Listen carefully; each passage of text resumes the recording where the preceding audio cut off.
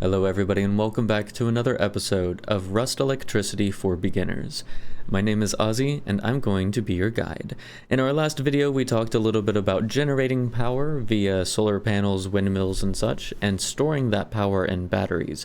This episode is geared more towards some of the different components that use power, and in particular the different nodes you're going to find on those components and what they mean. So we're going to start here with some lights and a heater. And for the most part, these types of components are active as long as there's power going into them. So I'm going to connect my battery to a light here, this weapon rack. Now, there's no option to turn this off, turn it on, anything like that. It's just as long as it has power, it's lit up.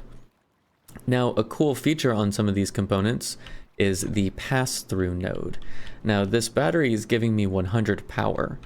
And this weapon rack doesn't really use 100 power to show a light, so the pass-through actually shows me that I have 99 power left that I can pass through this weapon rack onto the next component.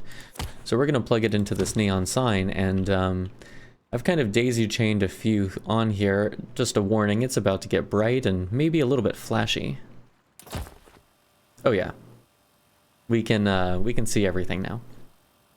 So actually, as power passes through all of these, each component will only use as much as it needs to function. And at the end of the circuit here, we see we have 77 power left. So we could still plug that into something else, put it back into a battery, whatever we like. And I think for now, I'm just going to turn off the flashing lights. It's not really my style. Now, in our last video, we talked a bit about the pressure pad and the button. However, what we saw is when you press them on their own, they really only give you a little flash of a little bit of power. Now the button still only gives you a flash, but it'll give you the full 100 power that's going through it, if you put 100 power in. And the pressure pad will push through all of the power, but it actually, as long as it's powered, will stay active while you're standing on it, as opposed to when there is no power, it will only give you the little blip. Some other components that do something similar are the HBHF sensor, the laser detector, the RF receiver, the smart alarm, and the reactive target. These all have power in, power out nodes as well.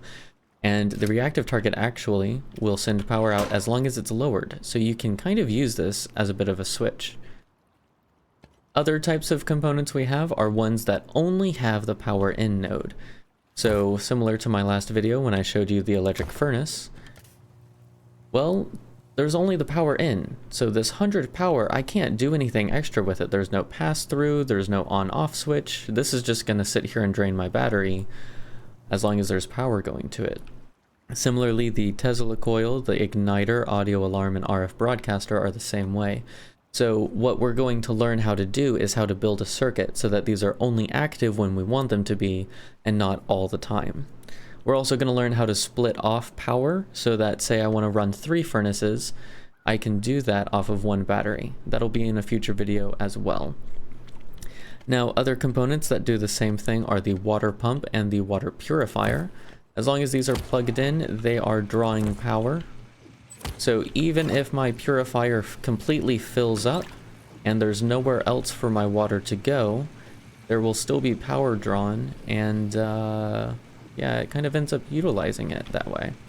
So the pump, the fluid switch and pump, normally, and we'll talk about water in the future, normally if you're going from a lower to a higher elevation for water, you need this pump to be powered. But because this is a pump on its own, you actually don't need it, so it's kind of cool. We save ourselves some power. The toggle node, however, is a little bit different. The toggle is a single node that tells this whether to turn on or off. It's basically a whatever you're doing, do the opposite. If you're on and I send power to the toggle, say it's from a button or a pressure pad, it'll say, hey, turn off. If it's off, it'll say, hey, turn on. Now, some other ones that we have are cameras. These kind of fall into the same category. They are on as long as they're powered. However, they do require a computer station in order to be able to view them, and we'll talk about cameras a little bit later, and they'll make a little bit more sense at that point. Now, I'm gonna clear that real quick. Now, this gets into a lot more intricate stuff, And I don't expect you to understand everything I'm about to show you. I just want to show you an example of some stuff that you can do with power that we don't necessarily see in the other components. Industrial things such as these pipes that you'll see here are kind of its own category, and we'll go over that later. But right now, just understand that this setup lets me move this little bit of stone from this chest into this one if I power this and turn it on. And what the storage monitor will do is increment this counter by sending power to this node increment counter. And if I wanted to, I could pair this to my phone on the Rust app and have it let me know, hey, stuff has moved into this box. So we're going to put power into this switch. Now the switch has power in, power out, and it doesn't really do anything on its own. What it does is it blocks power unless we've turned it on. So this actually has a hidden battery powering it. I'm going to put this into the turn on node. And if you'll notice, the switch has turn on and turn off also. So while this is already on, when I activate the switch, or sorry, while this is already powered, when I activate the switch, it's actually going to turn it on.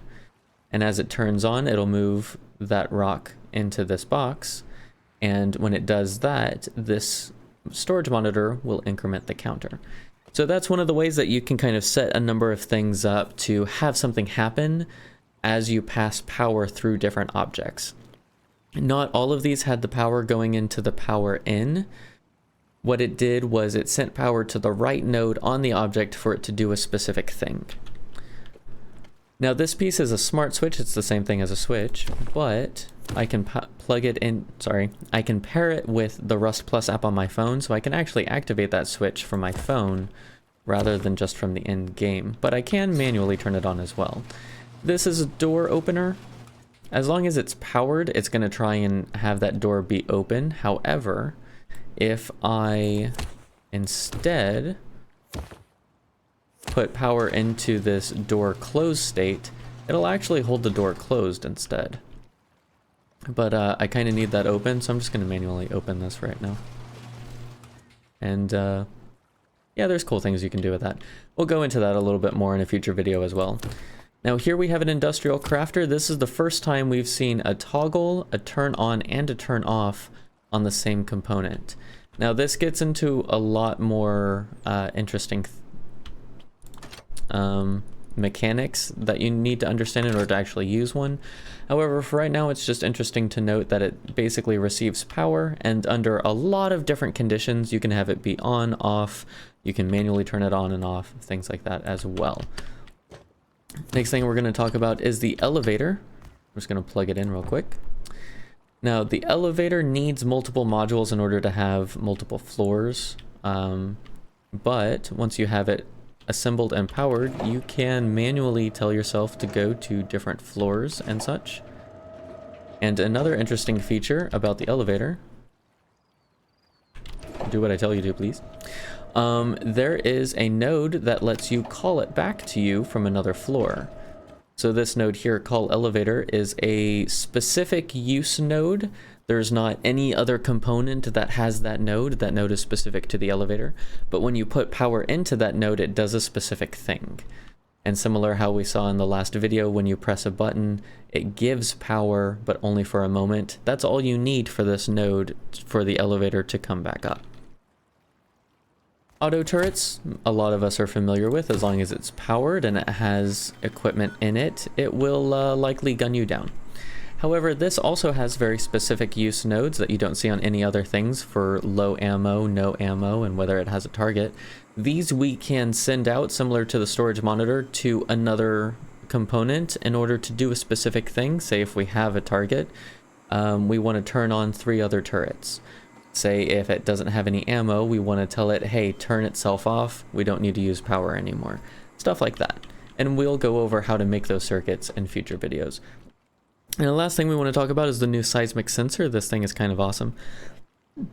Just real quickly, if you aren't already familiar with this, basically what it does is if I have some kind of explosive hit a surface within range, which the range is adjustable, even with using exploding ammo with a silencer from this rifle, you'll notice it sent a pulse out. There are a lot of cool things you can do with this. You can set it up to a smart alarm to pair with your phone so that you can know when you're being rated, things like that. But that was just a brief example of some of the ways that different components use power, the different nodes that you'll find on different components. And in future videos, we'll go over all of these different components. I'll show you all sorts of different ways you can use them, tie them in together, different circuits that are awesome, quality of life changing. If this video helped you or if you liked it, please hit that thumbs up button. Subscribe if you want to see any more of these. Let me know if you have any comments down in the comment section, any questions, or if there's anything you're just really excited to see us go over. And I will see you all next time.